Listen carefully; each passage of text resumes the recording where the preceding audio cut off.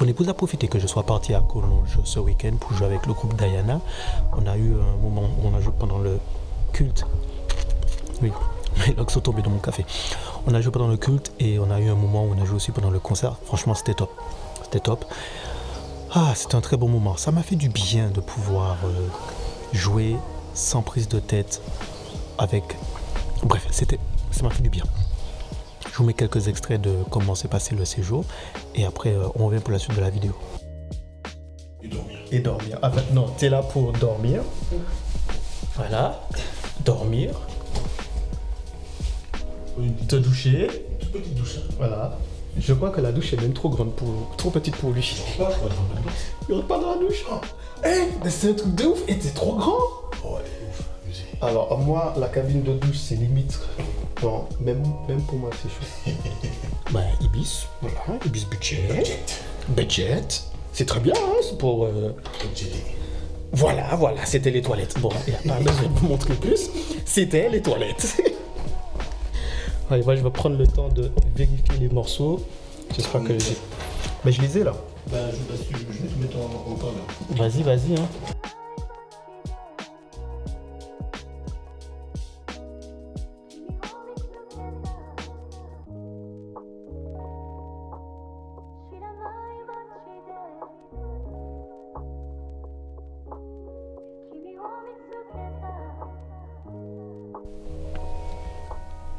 C'est à peu près pareil en termes de grandeur. Hein. C'est à peu près pareil, hein, la cage. À peu près. Hein. C'est plus bas. Avant 19h, parce que j'ai après 19h. Je vais prendre tes trucs à menthe là, je vais en prendre 6 d'un coup. Toute ma choix.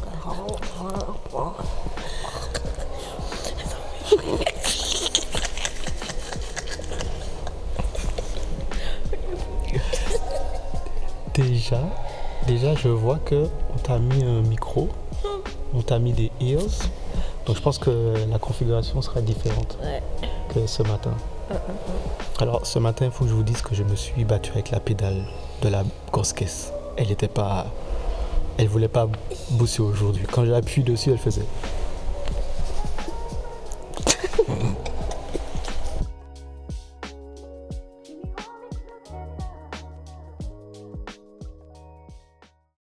Du coup, elle a rassemblé les gars et pendant que j'étais pas là le dimanche, pendant la matinée, elle est passée avec eux à la maison et ils ont nettoyé tout le garage, tout l'intérieur du garage. Et ils ont viré la piscine. Et ils ont viré le paravent que je vous avais montré que le vent avait fait tomber. Alors, ça va vous paraître bête, hein, mais c'est l'un des plus beaux cadeaux qu'on ait pu me faire cette année. Parce que, faut savoir une chose, quand on est arrivé dans cette maison, il y avait des travaux à faire. On nous a aidé pour faire les travaux. Et je ne l'ai jamais dit, mais c'était de là qu'est venue l'une de mes plus grosses crises de panique. Parce que quand j'ai vu tout le travail qu'il y avait à faire, et je me suis dit qu'il fallait... J'ai du mal à demander de l'aide aux gens. Je ne sais pas demander de l'aide. Si je demande de l'aide, j'ai l'impression que j'emmerde les gens. J'ai l'impression que je deviens... Limite que je me dis, si quand je demande de l'aide à quelqu'un et la personne se plaint quand je lui demande de l'aide, j'ai envie de mourir. Je me dis, c'est à cause de moi que la personne se plaint. En fait, quand les gens se plaignent à côté de moi, si je fais partie de l'équation, j'ai juste envie d'arrêter de vivre. Parce que je me dis, si j'existais pas, cette personne-là ne serait pas en train de se plaindre. Donc je dis pas non que les gens n'ont pas... Il faut qu'ils arrêtent de se plaindre à côté de moi. C'est juste qu'il faut que j'apprenne à me détacher et à ne pas laisser ce sentiment-là rester trop longtemps. Et il y avait plein de choses à faire. Et plein de choses que quelqu'un de normal ne saurait pas déranger. De toute façon, tu vois, quelqu'un de normal, ça n'aurait pas dérangé. Mais à cette époque-là, je ne savais pas que j'avais un TDAH. Et quand j'ai listé tout ce qu'il y avait à faire, ça m'a mis une sorte de pression et j'ai tout voulu faire en un coup. Et j'ai pas réussi. Et donc, du coup, ça m'a foutu c'est pas une dépression que ça m'a fait, mais ça m'a mis dans une crise d'angoisse. Et du coup, j'ai accumulé du travail que je remettais à demain. Donc entre plein de choses, et j'arrivais pas à démarrer la tâche, et plein de choses se sont accumulées, et quand je me rends compte qu'il aura fallu qu'une matinée pour faire des choses que ça fait 3 ans que j'essaye de faire, je sais pas, j'ai pas les mots. Et grâce à ça, ça me donne assez de motivation et d'énergie pour continuer et pour faire les choses, puisque ce qu'ils ont fait là, en nettoyant le garage, ça m'a libéré d'un poids, mais ça m'a libéré d'un poids extraordinaire, qui fait que le fait que le garage soit nettoyé, que les choses soient un peu plus rangées, ça me donne, je me sens bien de pouvoir vraiment aller dans ce projet que j'avais, de faire de ce lieu un endroit, un studio et aussi un lieu où je puisse pouvoir faire mes vidéos tranquillement, sans déranger la famille et sans que je ne sois dérangé quand je parle et quand je fais les vidéos en fait avec vous. Donc les gars, franchement, non merci les gars, vous savez même pas à quel point ce que vous avez fait là, vous savez même pas à quel point ce que vous avez fait, c'est une dinguerie. Je vais t'apprendre un truc sur les gens qui sont soit déprimés ou en crise d'angoisse ou qui ont un TDAH ou qui font un burn-out au quotidien. Les petites tâches que tu peux faire pour eux, tu les aides à s'améliorer, tu les aides à survivre. Un exemple tout simple. Une poubelle remplie. Frère, initier la tâche de jeter la poubelle pour quelqu'un qui est en dépression, en burn-out ou quel que soit ce que je viens de te dire, c'est une dinguerie. Disons que c'est comme si, avec ton téléphone, tu as 10% de batterie pour tenir toute la journée. Donc, rien qu'à avoir l'idée d'aller jeter la poubelle qui est pleine, tu prends 3%. Attraper la poubelle, 5%. Sortir, 3%. Maintenant, tu dois continuer la journée avec le pourcent qui reste. Et tu sais combien de temps ça prend pour recharger, pour revenir à 10%? Disons que ça te prend une journée. Parce que tu es éreinté mentalement. En fait, tes nerfs, tout ce qui est nerveux, c'est capote. Ça n'a plus la même relance que d'habitude. Quand tu es jeune et que quelque chose te motive, tu as les parents, tu as des choses qui peuvent se relancer automatiquement. Mais quand tu es dans cette situation-là, c'est la raison pour laquelle ça prend énormément de temps pour les personnes en dépression, en burn-out ou qui tout simplement ont des phases de crise d'angoisse, de s'améliorer. C'est vraiment un effort physique, c'est pas des blagues. C'est pas juste une image, c'est pas juste pour représenter. Non, c'est vraiment, quand je te dis que physiquement, ça fait mal, c'est pas des blagues. Donc le fait qu'il m'ait nettoyé le garage, ils savent même pas ce qu'ils viennent faire à mon cerveau et pour ma vie en fait. C'est qu'ils m'ont l'aide que mon épouse vient de faire là. Je pense pas, elle va se rendre compte après, parce que moi pour l'instant je me rends pas compte, mais elle va se rendre compte après. Parce que quand tu as quelqu'un qui est en crise d'angoisse et que au lieu de l'incriminer dans sa crise d'angoisse, mais tu lui apportes des solutions d'action, les paroles ne servent à rien. Il faut de l'action au bout d'un moment. C'est l'aider. Ne pense pas que c'est de l'assistanat que tu fais. Non, parce que le jour où tu as peut-être sorti la poubelle, ce qui lui aurait pris justement les 6% à sortir la poubelle, aujourd'hui, le fait qu'il n'ait pas dépensé ces 6%-là, ces 6%-là peuvent être utilisés pour aller rehausser le mental. Et il va piocher dans cette force physique pour aller piocher dans une idée mentale et allier une idée mentale à une action physique. Qui veut dire que ce jour-là, ok, le fait que tu aies jeté la poubelle pour lui aujourd'hui, ça lui permet d'économiser 6% qu'il peut investir dans autre chose, soit dans la journée ou soit demain. Des petites actions. Ça sert à rien de dire à la personne, t'as qu'à te bouger ou tout est dans la tête. C'est quelque chose que je pensais avant. Mais pour le vivre, c'est pas évident. Et c'est pas ça la solution.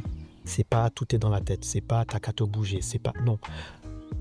Vous devez l'aider. L'entourage est une grande aide pour les personnes qui sont en dépression et en burn-out ou qui sont en crise d'angoisse ou en crise d'anxiété. Ne les laissez pas seuls. La moindre petite chose que vous pouvez faire pour eux, vous ne savez même pas à quel point vous êtes en train de les aider à se sortir de ce trou. Vous passez chez eux, il y a une vaisselle à faire. Le fait que vous avez fait la vaisselle, vous ne vous rendez même pas compte que vous avez... Ça fait peut-être 2 jours que la personne essaie de trouver de la force pour aller faire la vaisselle, mais elle ne l'a pas. C'est pas de la fainéantise, c'est juste que mentalement, il y a quelque chose qui a craché.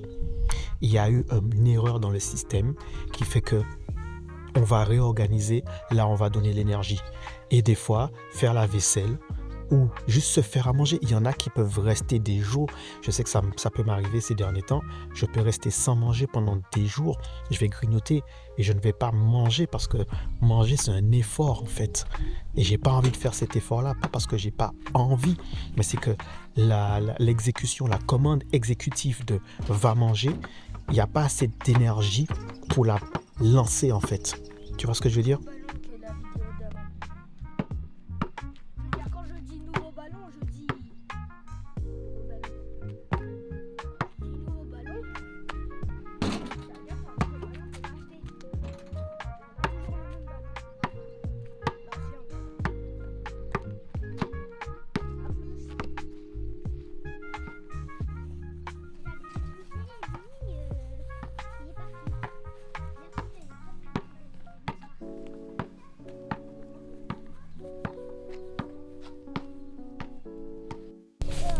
Pourquoi on peut plus pédaler avec? Qu'est-ce qui s'est passé? Je sais pas, ça fait depuis très longtemps. Essaye là. On peut pas pédaler. Faut que je la répare alors. On peut pas pédaler quand c'est comme ça. Quand c'est comme ça, Parce que c'est trop dur ou... Non, c'est parce qu'on peut pas. Quand c'est...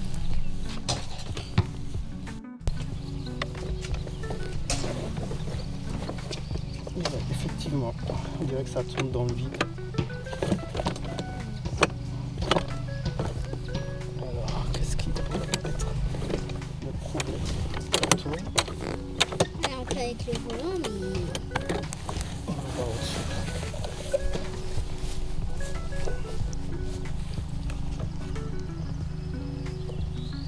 Faudrait que je dévisse ça. On va rentrer. Je pense que la chaîne est sortie. Voilà. Que je dévisse ça et que j'enlève ici. Je pense que la chaîne est sortie. La quoi? La chaîne a dû dérailler. Il y a une chaîne à l'intérieur. Et je pense qu'elle a dû dérailler. Je l'emmènerai. Je vais l'ouvrir et changer la chaîne. Mais pas aujourd'hui. J'ai pas la force et j'ai pas l'intention de faire ça. C'était pas prévu aujourd'hui. Donc je vais pas me rajouter ça en plus de ce qui est censé être fait. Allez, on y va. Donc là, ce qui me reste à faire, c'est de trier toutes les choses que je ne vais pas utiliser. Là, je vais pouvoir faire un vrai tri. En tout cas, à partir d'aujourd'hui, des choses que j'en ai pas besoin, que ce soit en équipement. Parce que des fois, dans le milieu de la vidéo et de la photo, il y a des trucs que tu achètes et au bout d'un moment, tu ne les utilises pas ou ils deviennent obsolètes, mais tu n'arrives pas à les jeter. Parce que tu te dis, peut-être un jour, j'en aurai besoin. Eh bien, aujourd'hui, je vais appliquer cette technique qui est que si tu ne l'as pas utilisé dans l'année et tu ne vas pas l'utiliser aujourd'hui, jette-le. Ça, c'est ce que je vais utiliser. C'est une discipline que je me donne et que je me fais pour justement ne pas retomber dans mes travers et de ne pas dépendre de cette...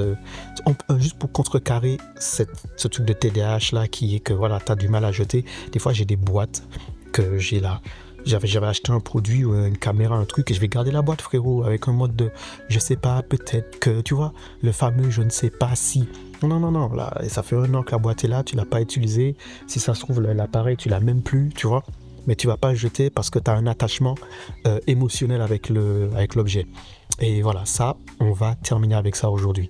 Donc, si vous voulez aider quelqu'un qui est en dépression ou qui est en burn-out ou qui est en crise d'angoisse, crise d'anxiété, ne l'accablez pas. Si vous avez l'énergie de l'aider, pas forcément tous les jours, mais je vous promets que si vous arrivez dans la semaine à aller passer le voir et juste laisser le parler et faire une action avec lui, ou même le faire avec lui, pas forcément le faire vous, même le faire avec lui, vous allez voir, vous allez commencer par exemple à nettoyer un truc, automatiquement, il va, en tout cas, je l'espère, s'il a toujours cette énergie, le fait que de vous voir le faire, hop, il va s'élancer et emboîter le pas. Et quand ce sera propre, mais là, ça dépend aussi des personnes. Et ben moi, je sais que quand j'arrive à ce stade-là, ben moi, je sais garder un truc propre, tu vois. Et quand c'est fait, c'est plus facile pour moi de le garder propre, puisque je sais que je ne vais pas je vais tout faire pour justement que ça ne se ressalisse pas. Donc, je vais adapter ma manière d'utiliser le truc pour que ça ne salisse pas. Et le moindre, par exemple, la voiture.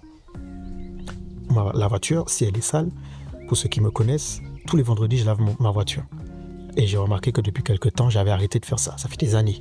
Et là, j'essaye d'y revenir. J'essaye de m'y relancer.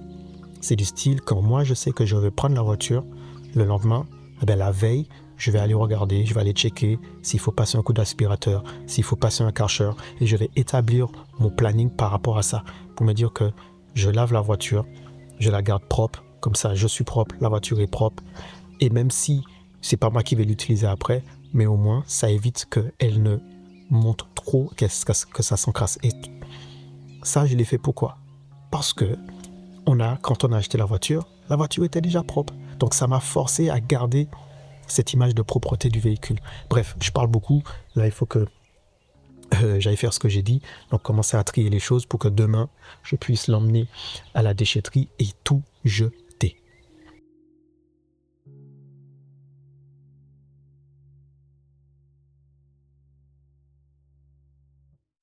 Si tu veux aider quelqu'un qui est en dépression, va faire burn-out, machin, tout ça, et que tu es plutôt dans l'objectif de dire que cette personne-là cherche des excuses et que cette personne-là est fainéante ou que cette personne-là mérite tout simplement un coup de pied au cul pour pouvoir avancer et faire les choses, c'est que tu n'as toujours pas compris ce que c'est que d'être dans cet état-là.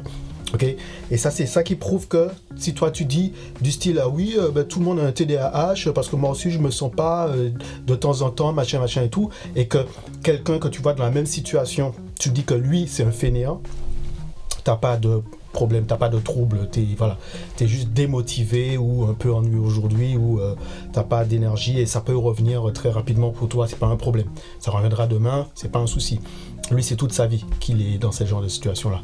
Donc oui, il faut un peu d'empathie pour aider quelqu'un qui justement souffre de dépression ou qui souffre d'anxiété, de crise d'angoisse et tout ça et compagnie.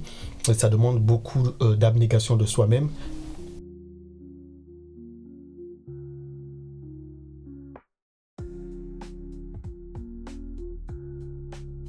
Alors là, je crois qu'il y a un gros nettoyage qui s'impose. J'ai laissé la voiture trop longtemps souffrir. Ah, là, il faut que j'arrête. Cette voiture-là, j'avais tendance à la laver tous les vendredis. C'est exactement ce que je te dis. Voici les dégâts que ça peut faire. Une crise d'anxiété, une crise d'angoisse. J'ai abandonné. J'ai laissé tomber. Je n'étais plus capable. Pour ceux qui me connaissent, vous savez que mon véhicule, il y a une grande histoire émotionnelle avec ce véhicule-là. Ma Audi A3. Et je l'ai vraiment laissé tomber. J'ai arrêté de m'en occuper. Là, mais je reviens. Ces temps-ci, je commence à voir que je reviens. Ça se sent dans ma manière de jouer à la drum. Ça se sent dans mon rapport avec les autres. Ça se sent même dans ma manière de recommencer à faire mes prises de photos et tout ça. Donc voilà. La raison pour laquelle, c'est parce qu'on avait pris la voiture familiale. Donc on avait pris la voiture familiale. Donc voilà. Je l'utilisais beaucoup plus que la Audi. Donc il faut que je recommence. Je vais recommencer à m'en occuper. Regardez-moi ça. Non, c'est pas juste. C'est pas juste. Je peux pas faire ça à ce véhicule. Il y a trop de choses, trop de souvenirs avec ce véhicule-là. Je peux pas oh là là. Non, je peux pas. Mais ça, en fait, en vrai, ce que je vous montre là, ce que je suis en train de vous montrer, c'est les dégâts visibles sur l'esprit et le mental de quelqu'un qui est en burn-out, dépression, tous les termes que je vous ai donnés là. Ok? C'est pas que de la parole, il y a des actes qui vont avec. Je vous montre ça parce que c'est le truc le plus parlant. C'est vraiment le truc le plus parlant, c'est mon véhicule. Je peux vous montrer aussi, souvent je vous dis dans mes vidéos que mon bureau, selon la manière que c'est rangé, ça représente l'état de mon esprit. Et ces temps-ci, je suis en train de récupérer de plus en plus un mental stable. Donc, mon bureau commence à être de plus en plus dégagé et nettoyé. Vous voyez ce que je veux dire? Mais bon, on arrête de parler. Là, il faut vraiment aller mettre les choses dans le coffre pour pouvoir les jeter à la déchetterie demain dans la journée.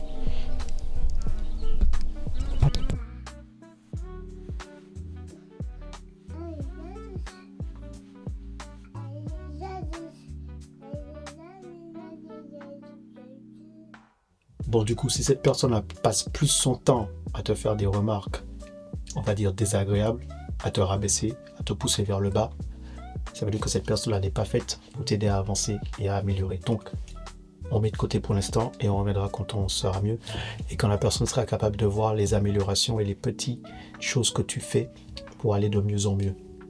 Parce que rester près de cette personne-là, ça va enlever tout ton pourcentage positif. Faith, j'ai des jouets qui sont à toi dans mon bureau.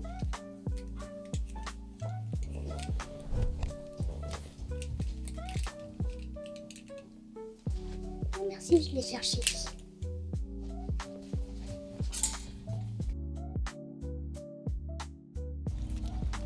Bon, la conclusion de cette vidéo-là, elle va être bizarre parce que je ne savais pas du tout comment conclure tout ce que j'ai filmé pour cette vidéo. Elle n'avait pas un sens propre, en tout cas déterminé. J'ai vraiment filmé au compte-gouttes. J'ai vraiment filmé en mode vraiment vlog. Bon, en fait, si tu veux aider quelqu'un qui passe par une dépression ou quoi, il faut beaucoup de compassion, beaucoup de patience, d'abnégation. Il faut de l'empathie. Et ce sont des choses que, vu la manière que la société évolue, les gens ont de moins en moins.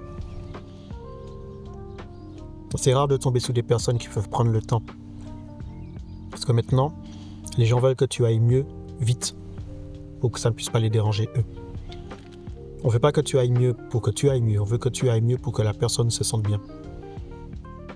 Donc, la plupart du temps, on s'attend à ce que si tu dis à quelqu'un, par exemple, aujourd'hui, je suis c'est dépressif, voilà, c'est acté, ben, la personne voudra que si elle te parle, il faut que le lendemain, tu aies compris, tu seras plus dépressif. Un peu les astuces de Joe. T'es pas content? Sois heureux. Ça a l'air simple, mais c'est déjà un début. C'est déjà un bon début. La différence, c'est qu'il faut mettre des actions. Rien ne va changer si tu ne mets pas en place des actions. Si tu fais que penser et tu rumines, c'est ça qui te tue. C'est pas le stress, c'est pas les émotions. C'est le fait que tu ressasses une idée qui tourne dans ton esprit et que tu ne mets aucune action en œuvre. Voilà. Donc, qu'est-ce qu'il va se faire? Ton cerveau, il va refaire tourner l'idée, recréer une émotion qui est peut-être déjà passée, en faire un sentiment, et tu restes dedans, et tu as du mal à t'en sortir. Donc, il faut des actions. Et je dirais que si les gens autour de toi ne peuvent pas t'apporter ça, ça va être dur, mais il faut que tu le fasses de toi-même, et que tu continues à chercher jusqu'à ce que tu trouves quelqu'un qui pourra t'aider dans cette voie-là. Parce que tout seul, c'est pas possible. Tout seul, c'est pas possible. C'est faisable. Je veux dire, j'ai dit c'est pas possible, mais c'est faisable, mais c'est énergivore. Ça prend énormément de temps. J'ai réussi à le faire presque tout seul, je vais dire presque. Donc je me rends compte que le faire tout seul, c'est chaud. Qui veut dire que tu as besoin de quelqu'un à côté de toi. Et avec du recul, je me dis que à un moment, sur certaines parties de ta vie, tu vas arriver à un certain âge et tu vas te dire, ouais, la sagesse, tu es plus tolérant, tu es moins patient. Non, en fait, faux. C'est pas ça. C'est pas l'âge qui donne la sagesse. Non, c'est que t'es fatigué. C'est la fatigue. C'est qu'en fait, tu arrives à un stade où tu n'as plus envie de dépenser de l'énergie pour te battre contre les idées des gens, les idées reçues ou les actions des gens. C'est que tu arrives à un stade où ça va te prendre trop d'énergie d'essayer d'expliquer à quelqu'un le pourquoi du comment. Donc, tu préfères ne rien dire et passer ton chemin. C'est une forme de sagesse, mais elle est venue due à une fatigue. Elle n'est pas venue due à une réflexion. Donc, ce qui est bien, c'est que plus tard, ça t'emmène à la réflexion. Mais au départ, la bonne sagesse, c'est d'avoir l'énergie et de se dire « je préfère ne pas » plutôt que « je ne le fais pas parce que j'ai pas d'énergie ». Parce que si tu avais l'énergie, tu te serais mis en colère. Donc, tu vois, c'est pas vraiment être sage. Donc avec du recul, là, je me rends compte que je suis juste arrivé à un stade où je suis fatigué. Parce que quand tu finis par apprendre, quand j'ai appris que j'étais TDAH et tout, en fait, quelques temps après, j'ai eu une grosse fatigue qui a pris énormément de temps à s'en aller. Parce que pendant du jour au lendemain, tu arrêtes de lutter, en fait. T'arrêtes de lutter contre toi-même, t'arrêtes de lutter contre ta manière de penser, contre ton mécanisme naturel, parce que, alors même si chez moi c'est un trouble, mais pour mon fonctionnement c'est quelque chose de naturel. Donc tu arrêtes de lutter et il y a la fatigue de toutes les années de lutte qui justement arrive. Parce que comme pendant toutes ces années, tu étais en warning, tu étais en constante alerte, donc tu rebondissais sur tout, tu étais tout le temps sur le qui-vive. Là maintenant que tu es un peu plus, tu as accepté la situation, donc ton cerveau il se met en mode, il relâche. Et là, la fatigue arrive. Et waouh, c'est quelque chose. Cette fatigue-là, je peux vous dire que waouh, c'est quelque chose. Là, je me remets là de ça, là. Mais c'est quelque chose. Donc voilà, je m'arrête là. La vidéo va s'arrêter ici. Je te donne rendez-vous à la prochaine vidéo. Et si cette vidéo t'a été utile, n'oublie pas de partager, commenter, liker et d'en parler autour de toi. Le but, c'est d'arriver à faire en sorte que cette page soit connue ou reconnue, je sais pas. Si elle est utile, si elle permet à certaines personnes de pouvoir mieux se positionner sur ce qui est du TDAH, avec la perspective d'une personne qui le vit, qui l'a vécu sans le savoir et maintenant qui met des choses en place pour pallier, pour aller mieux, pour s'améliorer, voilà. Donc si c'est ce genre de vidéo là que tu cherches, bienvenue et on se voit à la prochaine. Allez, tchuss. À plus tard, Tibet.